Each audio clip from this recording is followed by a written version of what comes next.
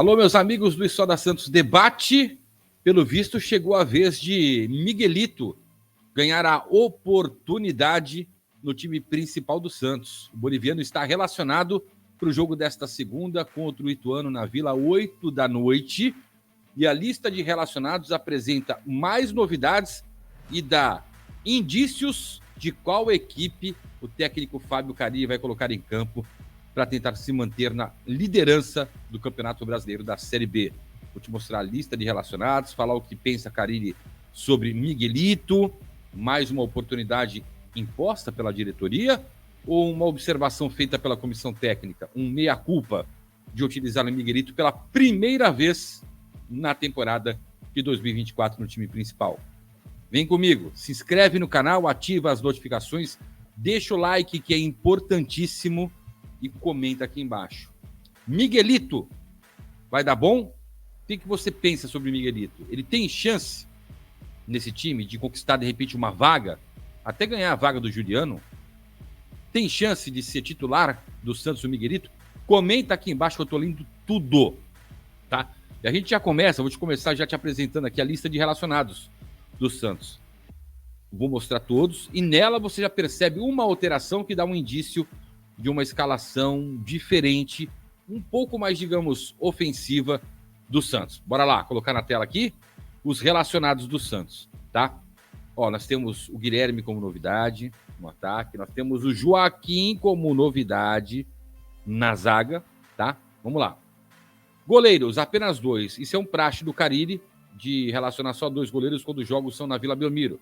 E se algum deles tiver algum tipo de problema, o terceiro goleiro já está por aqui. É só substituir na concentração do Santos, que inclusive já se iniciou, tá?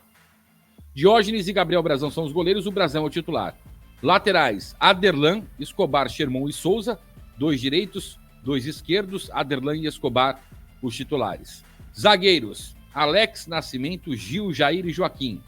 Gil e Jair são titulares. Volantes, Pituca, Schmidt, Rincon, Thomas Rincon voltando depois da Copa América, e o Sandri, o Alisson mais uma vez fica de fora, tá? Titulares, Pituca e Schmidt. Meias, muito atenção para isso. Rian, Miguelito, Otero e Serginho.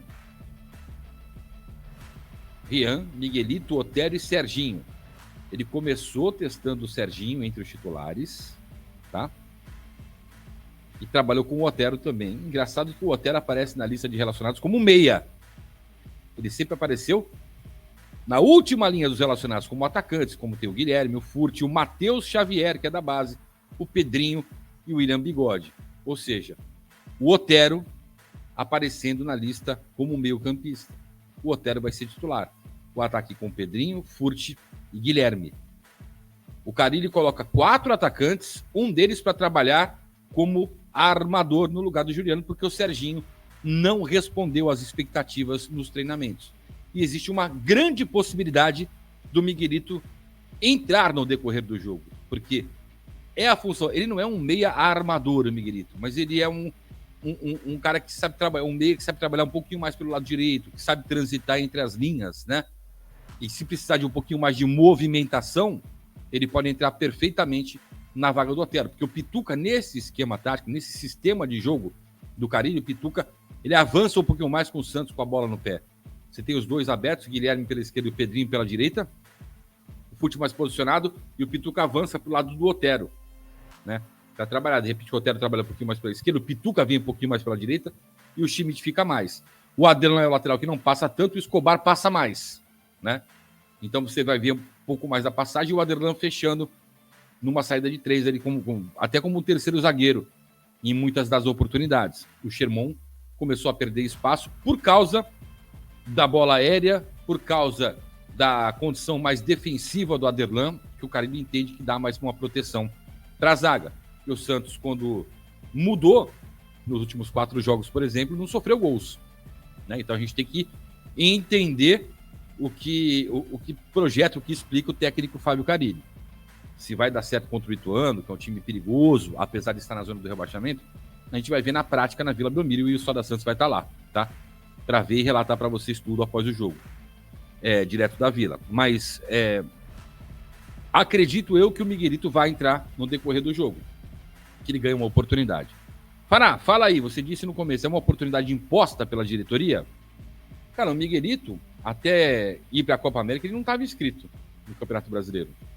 O João Basso foi inscrito, por exemplo. Não apareceu entre os relacionados, né? E o Miguelito foi inscrito. O Bernardo foi inscrito, enfim. E o Miguelito acabou sendo inscrito no Campeonato Brasileiro da Série B. Só lembrando que o Santos tem direito a 50 inscrições até o começo de setembro e pode trocar 8, né? Não sei se o Santos chegou a preencher 40 vagas já entre os inscritos, tá? Mas a intenção é que preencha 50 e troque 8, né? 50 com os da base, contando com os da base. Eu acredito muito que o Miguelito possa contribuir para que o Santos tenha mais uma opção para jogar no meio de campo, para a armação das jogadas, para dar velocidade, para uma transição mais rápida para o ataque, o que eu sinto falta no Santos, uma passagem mais rápida, né, do meio campo para o ataque, para a bola circular um pouco mais, né? O Santos busca o Paulo Henrique Ganso, uma negociação difícil, já expliquei para vocês aqui no História Santos Debate, difícil muito por causa do Fluminense, o Ganso até aceitou o que o Santos hoje tem de realidade, que é teto salarial, essas coisas, contratos mais curtos e tudo mais. Só que o Fluminense ele tem contrato com o Fluminense até 2025. E o Fluminense, o Mano Menezes, conta com o Paulo Henrique Ganso. Então, a gente fica observando como é que vai ser essa movimentação nessa janela com relação a mais um meio. E o Santos vai se aproveitando. O Bernardo se recuperando de uma lesão muscular. Também deve ter a minutagem dele. Você tem o Alejandro Vidiarreal, um colombiano que veio para a base. Deve estrear na base.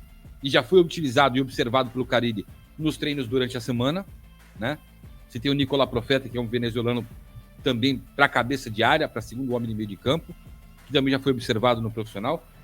Não vejo como uma imposição, mas acredito que seja um meia-culpa do Carille de falar, ó, se tá tão difícil assim no mercado, a gente já explicou, o Santos busca o Billy Arce, atacante equatoriano, o Santos fez proposta pelo Léo Batistão, que tem contrato com a Almeria da Espanha para ele voltar. 2 nomes que eu entendo que são muito interessantes. O Santos busca o Jefferson Dias, do Deportivo Cali, um zagueiro de 23 anos, está lá no canal Isso da Santos, você pode, se você caiu aqui direto, vai para lá que eu te explico, te mostro como que ele joga, tá? Que pode ser uma contratação muito válida, inclusive para o futuro, né? O Santos está negociando com o Renan, goleiro que é reserva no Juventude e pertence ao Sport, um goleiro experiente, 35 anos, mas o Brazão tem a confiança e conquistou a confiança do Carille, da comissão técnica, e vai conquistando a da torcida, né? Com o passar dos jogos, sem sofrer gols, fazendo defesas importantes. Então, acredito que é um meia-culpa do Carille. É assim, deixa eu analisar o que eu tenho aqui, já que mudou a metodologia, tenho que ver se isso me serve, porque a janela é longa, abriu dia 10, mas fecha só em setembro, uma janela longa para ele avaliar a base e aí falar, ó, esse dá, esse não dá, então vamos buscar o que tem no mercado com relação a essas posições carentes. Mas a gente percebe que ele está utilizando, está buscando jogadores que são necessidades no elenco. Um meia é uma necessidade. Um meia, um ponta de lança, um meia atacante, no caso do Miguelito, é uma necessidade. Você tem que improvisar o Otero quando o Juliano está machucado, porque o Serginho não dá conta do recado, porque o Serginho nunca foi meia.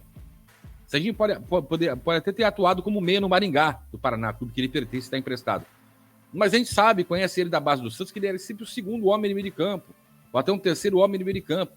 Tem velocidade e tal, preenche espaço, mas não é o cara de carregar a bola para frente, né?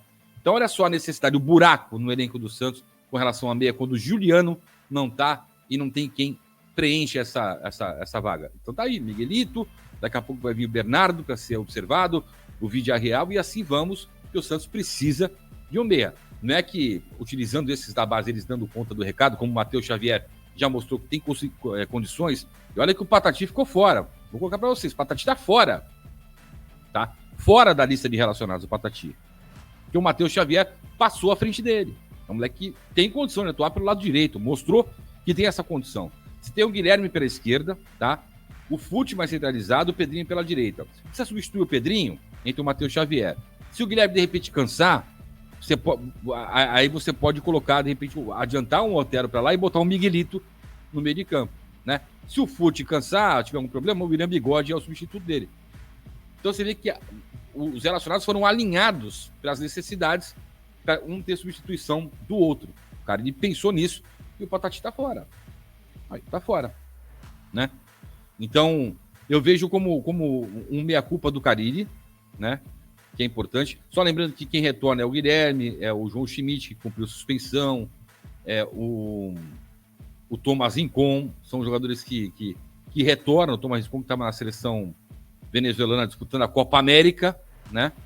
Então a gente a gente sente aí a ausência do Patati, né? Que também é um jogador que parece que dentre, né, os ativos que o Santos tem no mercado, que pode ser utilizado como ativo, mas você tem a lista de relacionados, é uma lista onde você mata o time titular, Brazão, né, nas laterais Aderlan e Escobar, na zaga Gil e Jair, Pituca Schmidt, Otero, Guilherme, Furt e Pedrinho, né? Tendo a possibilidade do Miguelito ganhar a chance dele, a primeira na temporada. Demorou, até porque ele estava indo bem no Sub-20. Ele voltou na Copa América, já jogou contra o Palmeiras Sub-20, e aí não foi ele que foi mal, acho que o time todo do Santos foi mal, perdeu por 1-0, né? No Campeonato Brasileiro Sub-20, o Palmeiras é o líder lá e tal. E agora tá tendo a oportunidade dele, porque treinou e o cara observou e vai observar ele nas condições contra o Ituano, que é um jogo, teoricamente, mais simples para se observar as qualidades do Miguelito. Tá aí. A torcida pediu chance dada. Para mim, foi meia-culpa do Carille de parar, pensar e falar, vou analisar o que eu tenho aqui para depois justificar o que preciso no mercado. Para mim foi isso. O que vocês entendem sobre isso, eu tô lendo aqui no comentário. Um abraço, valeu, tchau.